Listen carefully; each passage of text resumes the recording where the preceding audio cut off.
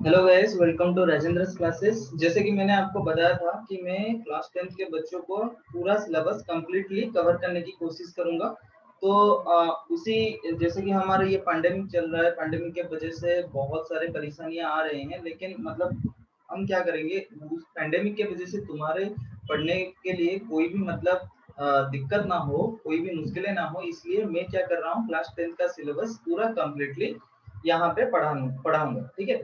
तो यहाँ पे हम साल भर छोटी छोटी वीडियो में करके साल भर में अपना सिलेबस कंप्लीट करने की कोशिश करेंगे। अगर मेरा कंटेंट आपको अच्छा लग रहा होगा तो फिर ये आपको अपने दोस्त को या फिर जो भी कोई रिश्तेदार हो जो भी क्लास 10 में आ रहे हैं उनके बीच में शेयर कर देना, लाइक और सब्सक्राइब कर देना। ठीक है बेटा। तो आज चलते हैं हम आगे। आज हम पढ़ेंगे क्या, रियल नंबर। अच्छा, रियल नंबर।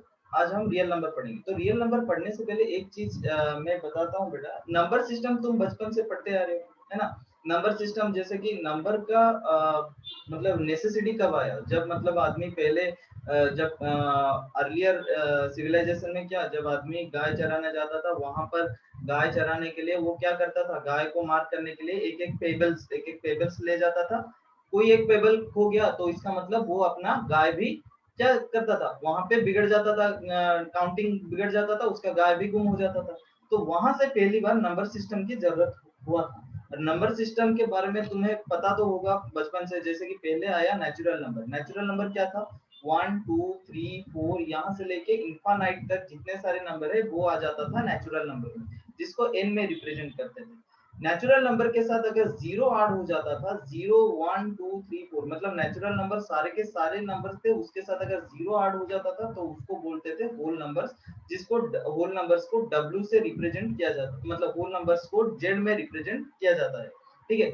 अच्छा, होल नंबर्स के बाद ये सारे देखो, नेचुरल नंबर्स में वन से सारे पॉजिटिव नंबर्स, उसके साथ जीरो ऐड गया, होल नंबर्स। होल नंबर के साथ जब भी मतलब नेगेटिव नंबर्स ऐड हो जाते थे, -1 -2 -3 -4, ये सब ऐड हो गए जीरो के साथ। 0 1 2 3 4 ये पॉजिटिव नंबर के साथ जब नेगेटिव नंबर ऐड हो जाता है उसको बोलते हैं इंटीजर्स। ठीक है, उसको बोलते हैं इंटीजर्स। और इसके बाद क्या आया बेटा, उसके बाद आया रेशनल नंबर। रेशनल नंबर क्या था, जो नंबर्स को हम p बाई क्यू के फॉर्म में एक्सप्रेस कर सकते हैं, जहां पे p and q both are को prime number. p and q both are what बेटा, को प्राइम नंबर। अच्छा, ये को प्राइम नंबर्स क्या होता है, co prime numbers are those numbers in which the highest common factors are 1। अगर दो नंबर में हाईएस्ट कॉमन फैक्टर 1 होता है तो हम क्या बोलेंगे, वो दो नंबर को प्राइम नंबर्स बोलेंगे। ठीक है।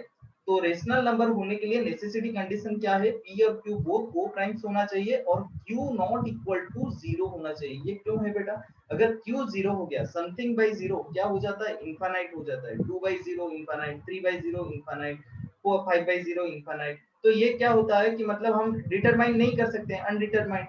इनफाइनाइट का वैल्यू तुम डिटरमाइन कर सकते हो क्या, नहीं कर सकते हो, है ना।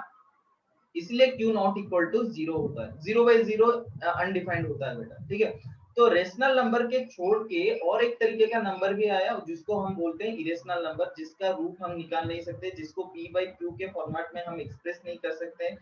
तो उसको बोलते हैं √2 √3 √5। ये सारे के सारे नंबर्स क्या हो गए, इसको इरेशनल नंबर बोलते हैं। क्या बोलते हैं इसको, इरेशनल नंबर। क्या बोलते हैं, इरेशनल नंबर।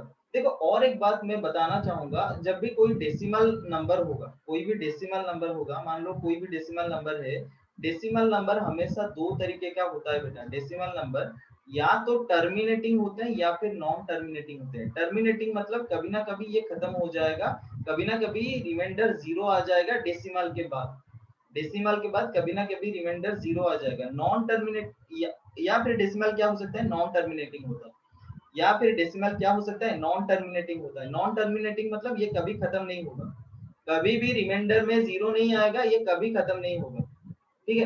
अच्छा, ये नॉन टर्मिनेटिंग ना, ये भी दो तरीके का होता है बेटा। नॉन टर्मिनेटिंग जो मैंने बोला ये भी दो तरीके का होता है। एक तो होता है रिक्वेरिंग नॉन टर्मिनेटिंग। रिक्वेरिंग मतलब रिपीटेटिंग, एक बार फिर से रिपीट होता जाएगा, कभी ना कभी ये एक एक के बाद ये क्या रिपीट होता जाएगा, रिपीट होता जाएगा, तो इसको बोलते हैं रिक्वेरिंग। और क्या होता है नॉन टर्मिनेटिंग, नॉन रिक्वेरिंग मतलब कभी भी रिपीट नहीं होगा, कोई भी नंबर रिपीट नहीं होगा और ये खत्म भी नहीं होगा, रिपीट भी नहीं होगा, तो इसको बोलते हैं नॉन रिकरिंग। तो देखो, अगर टर्मिनेटिंग डेसिमल हो रहा है, टर्मिनेटिंग डेसिमल हो रहा है तो वो क्या हो जाएगा, टर्मिनेटिंग डेसिमल, यहां से टर्मिनेटिंग भी है और डेसिमल भी है, पहले तो डेसिमल आएगा फिर टर्मिनेटिंग आएगा, टर्मिनेटिंग डेसिमल, तो वो क्या हो जाएगा, रेशनल नंबर होता है, decimal and terminating that is rational number. अच्छा, डेसिमल नॉन टर्मिनेटिंग रिक्वेरिंग, रिक्वेरिंग और नॉन टर्मिनेटिंग होता है तो भी वो रेशनल नंबर होगा, रिक्वेरिंग नॉन टर्मिनेटिंग, रिक्वेरिंग भी होगा और नॉन टर्मिनेटिंग भी होगा, तब भी ये क्या हो जाएगा, रिक्वेरिंग एंड नॉन टर्मिनेटिंग, तब भी ये क्या हो जाएगा, नॉन टर्मिनेटिंग, तब भी ये हो जाएगा रेशनल, ठीक है, रिक्वेरिंग होगा और नॉन टर्मिनेट होगा तब भी ये क्या हो जाएगा, रेशनल नंबर हो जाएगा। लेकिन बेटा देखो, नॉन टर्मिनेटिंग नॉन रिकरिंग हो जाएगा तो वो क्या हो जाएगा, इरेशनल नंबर हो जाएगा, non terminating and non recurring ये दोनों अगर मिलकर रहेंगे तो वो क्या हो जाएगा, इरेशनल नंबर हो जाएगा, याद रहेगा। अगर नॉन टर्मिनेटिंग नॉन रिकरिंग ये हो रहा है, नॉन टर्मिनेटिंग नॉन रिकरिंग, तो ये क्या हो जाएगा बेटा, ये हो जाएगा इरेशनल नंबर, क्या हो जाएगा, इरेशनल नंबर। अभी तक हमने जितने सारे नंबर पढ़े हैं वो कैसे हैं, जैसे कि मैंने बोला नेचुरल नंबर 1 से लेके सारे पॉजिटिव नंबर्स को नेचुरल नंबर बोलते हैं, तो उसको n से रिप्रेजेंट करते हैं। फिर आता है होल नंबर जिसको z से रिप्रेजेंट करते हैं, नेचुरल नंबर के साथ जीरो ऐड हो जाता है तो वो होल नंबर हो जाता है। उसके बाद आता है इंटीजर्स, इंटीजर्स मतलब नेगेटिव नंबर्स भी इंक्लूडेड होते हैं तो इसको इंटीजर्स बोल देते हैं। उसके बाद आता है रेशनल नंबर जिसको क्यू में रिप्रेजेंट करते हैं, वो पी बाई क्यू के फॉर्म में रहना चाहिए, q not equal to zero होना चाहिए, और क्या है, q not equal to zero होना चाहिए, और p and q both are co primes होना चाहिए, ये आ गया रेशनल नंबर, ये आ गया रेशनल नंबर। मतलब ये देखो सेट के फॉर्म में n जो है वो z का सबसेट है, z जो है i का सबसेट है, i जो है q का सबसेट है। इसके अलावा रेशनल नंबर के अलावा यहाँ पे एक नंबर होता है जिसको बोलते हैं इरेशनल नंबर, यहाँ पे एक सेट होता है जिसको बोलते हैं इरेशनल नंबर। अच्छा, ये इरेशनल नंबर और रेशनल नंबर ये दोनों को मिला के होता है क्या, ये दोनों को मिला के होता है रियल नंबर, ये दोनों को रेशनल नंबर और इरेशनल नंबर दोनों को मिला के होता है रियल नंबर। इसके अलावा और एक नंबर भी है बेटा जिसको हम बोलते हैं इमेजिनरी नंबर, हाँ, इमेजिनरी नंबर मतलब रियल नंबर नहीं है, इमेजिनरी नंबर है, जैसे कि root over of -2, root over of -3, ये सारे के सारे इमेजिनरी नंबर होते हैं जिसको आई में रिप्रेजेंट किया जाता है, लेकिन ये तुम्हारे कोर्स में नहीं है। हम पूरा कोर्स के सिलेबस के हिसाब से ही चलेंगे, तो ये जानने के लिए उतना मतलब जरूरी नहीं है, बस तुम्हारे नॉलेज के बेसिस में मैंने बोल दिया, ठीक है। अच्छा, यहाँ तक तो हमने रियल नंबर तक हमने पढ़ लिया। ये बस क्लास 9 का एक छोटा सा ग्लांस था, मतलब जो भी क्लास 9 पे तुम पढ़े हो उसका थोड़ा थोड़ा रिवीजन कर लो, ठीक है। अच्छा, यहाँ रियल नंबर में पढ़ने के टाइम में हमारे दो तीन चीज हम सामने पे आएगा, जैसे कि एक तो होगा Euclid division algorithm and division lemma, और एक होगा फंडामेंटल थ्योरी ऑफ अरिथमेटिक। ये हम धीरे धीरे धीरे धीरे पढ़ते जाएंगे। पहले जो है कि मुझे बताओ एल्गोरिथम क्या होता है और लेमा क्या होता है। एल्गोरिथम एक चीज होता है और क्या होता है, लेमा। एल्गोरिथम एंड और एक चीज क्या है बेटा, लेमा। अच्छा, एल्गोरिथम क्या होता है, एल्गोरिथम वो होता है कि मतलब कोई एक प्रॉब्लम को सॉल्व करने के लिए, कोई एक चीज है उसको सॉल्व करने के लिए हम क्या कर रहे हैं, स्टेप बाय स्टेप प्रोसीजर में जा रहे हैं, तो उसको बोलते हैं एल्गोरिथम। लेमा क्या होता है, कोई एक चीज प्रूव हो गया है, उसको यूज करके हम दूसरे कोई चीज को प्रूव कर रहे हैं, तो उसको बोलेंगे क्या, लेमा। कोई एक चीज प्रूव हो गया है, उसको प्रूव करने के लिए उसको यूज करके हम दूसरे कोई चीज प्रूव कर रहे हैं, तो उसको बोलेंगे लेमा, ठीक है। तो यहाँ पे हमारा चैप्टर में दो चीज है, जैसे कि Euclid's division algorithm, Euclid's division algorithm, और एक है यूक्लिड्स डिवीजन लेमा। दोनों लगभग लगभग सेम है बेटा, दोनों लगभग लगभग सेम है। बस ये कहाँ पे हम एल्गोरिथम को यूज करके कोई एक क्वेश्चन, कोई एक प्रॉब्लम को सॉल्व करने की कोशिश करेंगे, और लेमा को यूज करके, यूक्लिड डिवीजन लेमा को यूज करके कुछ दो तीन थ्योरेटिकल क्वेश्चन है तुम्हारे बुक में, वो थ्योरेटिकल क्वेश्चन को मतलब प्रूव करने के लिए हम यूक्लिड डिवीजन लेमा को यूज करेंगे, ठीक है। तो यूक्लिड डिवीजन एल्गोरिथम क्या बोलता है कि मतलब कोई एक पॉजिटिव इंटीजर ए है, कोई भी पॉजिटिव इंटीजर ए है, उसको हम अगर कोई भी पॉजिटिव इंटीजर बी होगा, बी से डिवाइड कर रहे हैं, कोई एक पॉजिटिव इंटीजर ए को अगर हम कोई एक पॉजिटिव इंटीजर बी से डिवाइड कर रहे हैं, तो जो रिमाइंडर निकलेगा, मान लो रिमाइंडर आर निकल रहा है, जो रिमाइंडर निकलेगा वो आर जो है वो बी से छोटा होगा, कोई एक पॉजिटिव इंटीजर को ए को हम अगर दूसरे कोई पॉजिटिव इंटीजर बी के साथ डिवाइड कर रहे हैं और उससे हमें रिमाइंडर आर मिल रहा है, तो जो आर निकलेगा वो हमारा बी से छोटा होगा। ये होता है यूक्लिड डिवीजन एल्गोरिथम।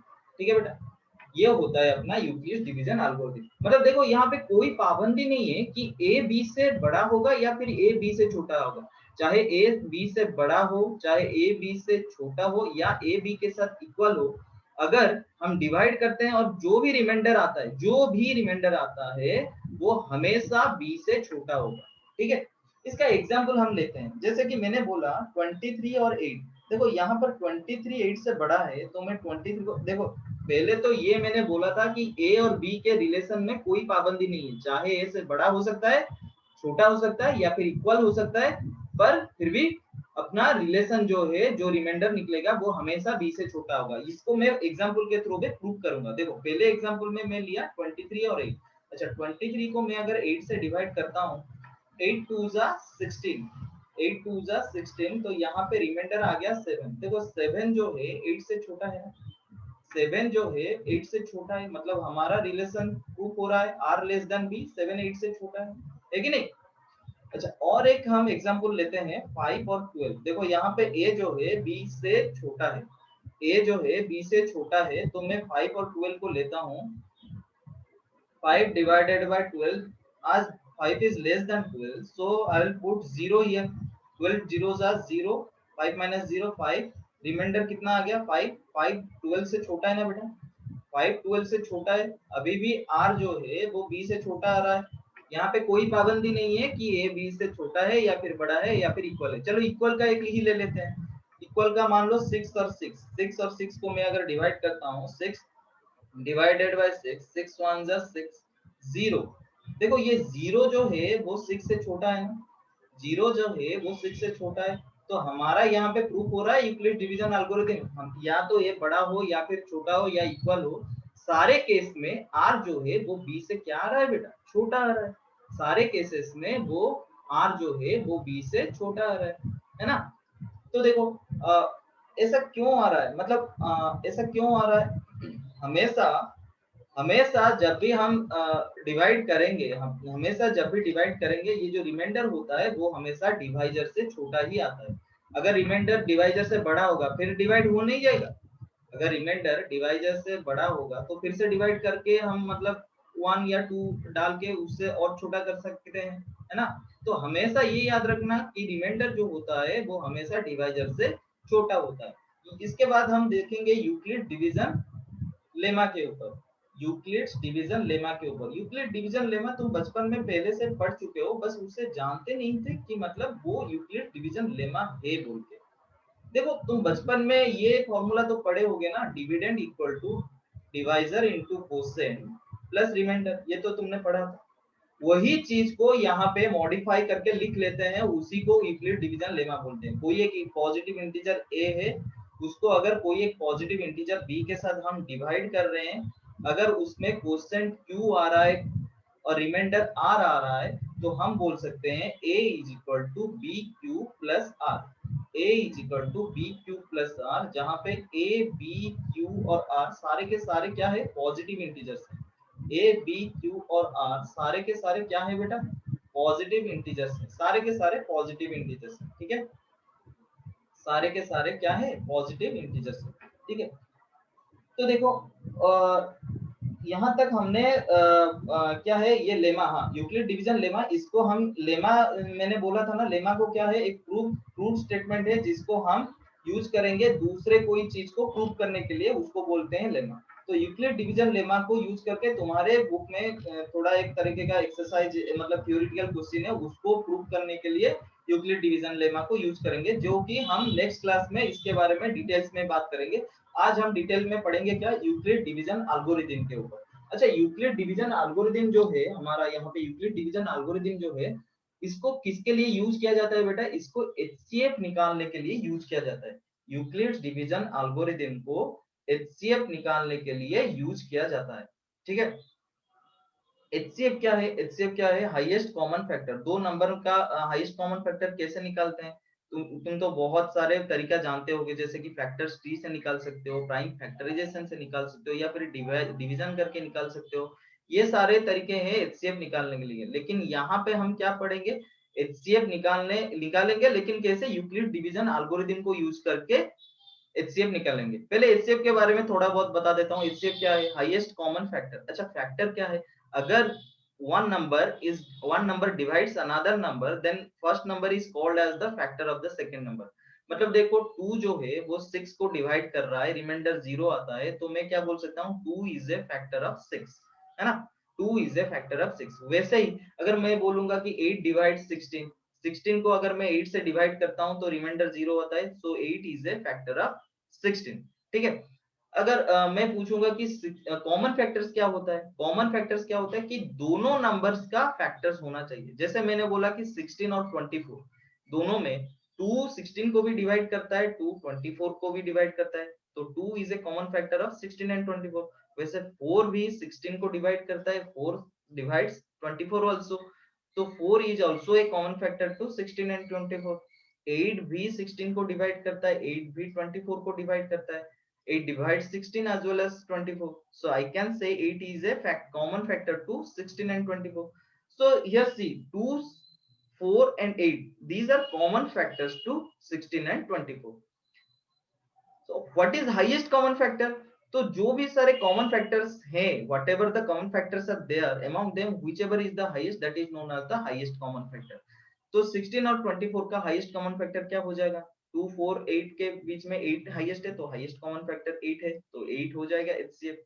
तो इसको ना हम यूक्लिड्स डिवीजन एल्गोरिथम में कैसे इंप्लीमेंट करेंगे, यूक्लिड डिवीजन एल्गोरिथम में कैसे इंप्लीमेंट करेंगे, ये मैं एग्जांपल से ही समझाता हूं, उसको समझ में आ जाएगा। एचसीएफ ऑफ, छोटे से एग्जांपल से शुरू करते हैं। HCF of 16 and 24 using Euclid's division algorithm. Euclid's division algorithm को यूज करके हम कैसे निकालेंगे एचसीएफ। ठीक है बेटा, एचसीएफ कैसे निकालेंगे हम यहाँ पे सीखेंगे। देखो मतलब यहाँ पे तुम मतलब एग्जाम्पल से ही समझ लो, एग्जाम्पल से अगर समझ लोगे तो फिर तुम्हें कोई दिक्कत नहीं होगा। ठीक है, चलो तो यहाँ पे करेंगे क्या, पहले स्टेप ये है कि बड़ा नंबर को हमेशा छोटा नंबर के साथ डिवाइड करना है जब तक रिमाइंडर 0 नहीं आता। अगर रिमाइंडर 0 आ गया वहीं पे रुक जाना, अगर 0 नहीं आता तब क्या करेंगे, जो डिवाइजर को फिर से रिमाइंडर के साथ डिवाइड करेंगे। तो ये कब तक करते जाना है, जब तक 0 नहीं आ जाता। जब 0 आ जाएगा वहां पर जो डिवाइजर होगा वो हो जाएगा हमारा एचसीएफ। थोड़ा कंफ्यूजन लगता होगा जो मैंने बोला, उसको मैं फिर से एग्जांपल से पहले बता देता हूं, फिर वहां करने के बाद फिर से हम इसको डिटेल्स में समझेंगे। देखो मैंने पहले बोला कि बड़ा नंबर को छोटा नंबर से डिवाइड करना है, मतलब मैं 24 बड़ा नंबर है, 24 को 16 के साथ डिवाइड करूंगा। 16 1 जा 16, यहाँ पे रिमाइंडर आया 8, 8 आया ना। तो यूक्लिड डिवीजन एल्गोरिथम या फिर यूक्लिड डिवीजन लेमा के हिसाब से मैं क्या लिख सकता हूँ, 24 is equal to 16 into 1 plus 8, ये लिख सकता हूँ ना। 24 is equal to 16 into 1 plus 8, ये लिख सकता हूँ, है कि नहीं। तो देखो यहाँ पे रिमाइंडर 0 आ रहा है क्या, नहीं आ रहा है, क्या आ रहा है, 8 आ रहा है। जब तक रिमाइंडर 0 नहीं आता तब तक क्या करना है, डिवाइजर को फिर से रिमाइंडर के साथ डिवाइड करना है, डिवाइजर को रिमाइंडर के साथ डिवाइड करना है। ठीक है, अच्छा डिवाइजर कितना है यहाँ पर 16, रिमाइंडर कितना है 8। मैं अगर डिवाइजर को रिमाइंडर के साथ डिवाइड करता हूँ, 8 2 जा 16, रिमाइंडर कितना आ गया बेटा, 0 आ गया।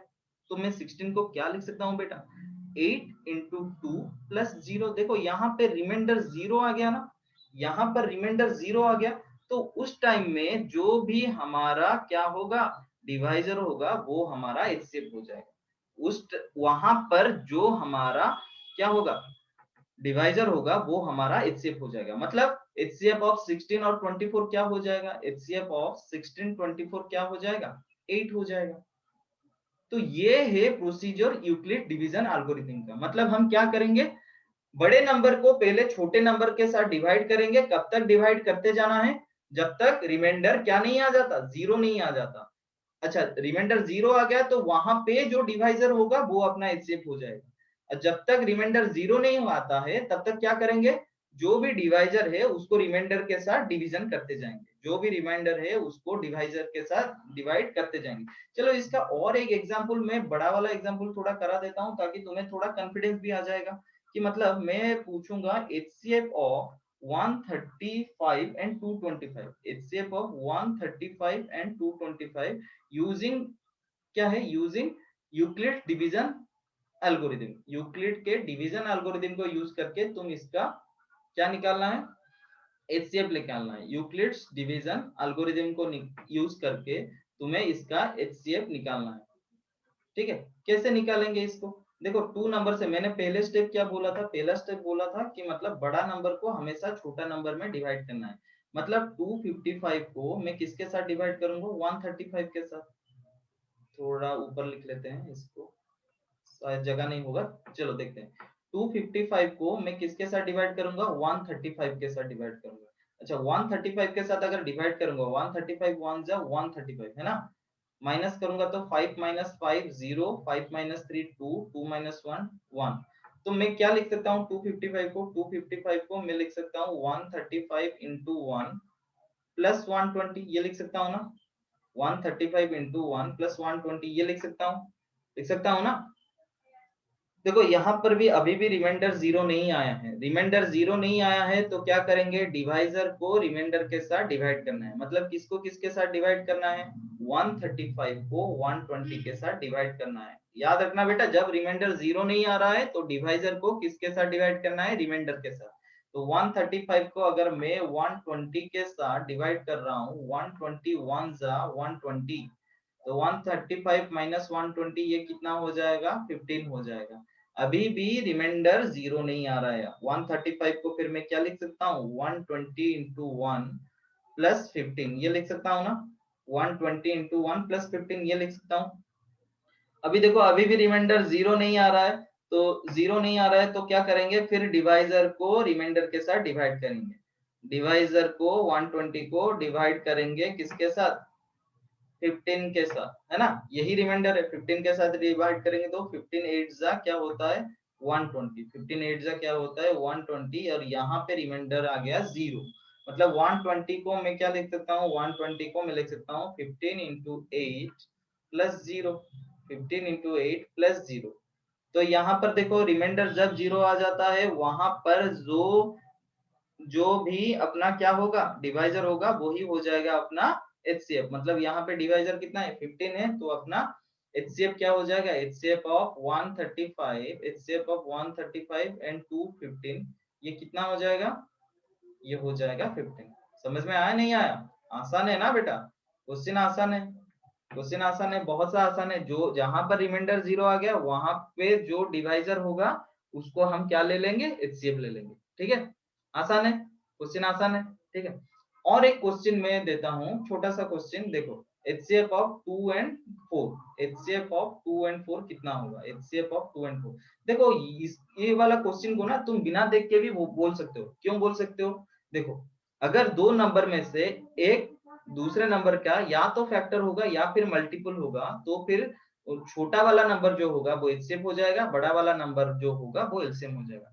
If two numbers are there and one number is either a factor or a multiple of the another number, then the smallest among them, the smallest between them is the HCF of the two numbers and the largest between them is the LCM of the two numbers। Confuse हो गए, sir क्या बोल दिए, अभी factors भी बोल दिए, multiples भी बोल दिए, ये कैसे होगा ऐसा, है ना। देखो अगर दो नंबर में से कोई एक नंबर दूसरे नंबर का फैक्टर्स हो गया तो ऑटोमेटिकली दूसरे नंबर जो है वो पहले वाले नंबर का मल्टीपल हो जाएगा।